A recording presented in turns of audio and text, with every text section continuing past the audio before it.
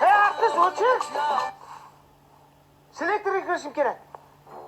Eshitaman, Davlat Nazarbekov.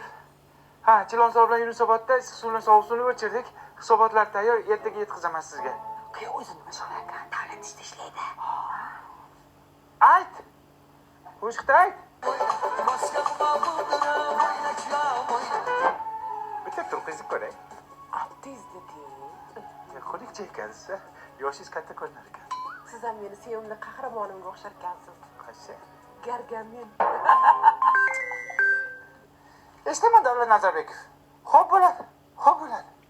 Srochda ketishim kerak. Nimaga? Ishxonada dejurstvo ekanman. Bo'lmasam bo'lmaydi. Ha, uydagi dejurstwani kim qiladi? Uni ertaga qilaylik. Yana. Ona duo qiling. Onam deb o'ylayman sizni. Dada duo qiling, ishga ketishim kerak. Yana ketyapsizmi? Kelin davlat ishida indamang. Yo'ling beqat. Ey xudo, shu gargamenim uyda bir kecha dam oladigan bo'lsa, odamga o'xshab diydoriga to'yay. Kal boshidan boshqa hech narsani ko'rganim yo'q.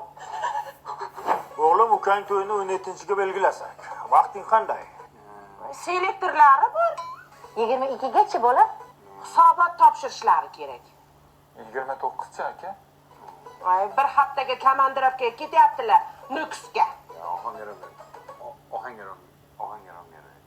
Uylanmas ekan, qanday? Artist vaqti bor-da, aya. Lekin ma'noni vaqti yo'q umuman. Eshitaman, Davlat Nazarbekov. Hozir boraman. Xo'p. Bugun yakshanba, dam oling. Bir kungina dam oling.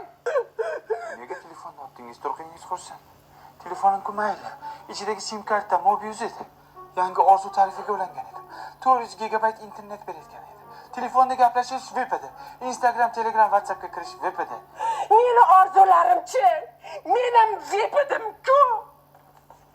Bolam, to'yingga 1 yil bo'ldi. Yangilik yo'qmi? Yangilik qayerda bo'ladi? Mana gargameningiz har kun ishda bo'lsa, go'rdan bo'lsinmi yangilik?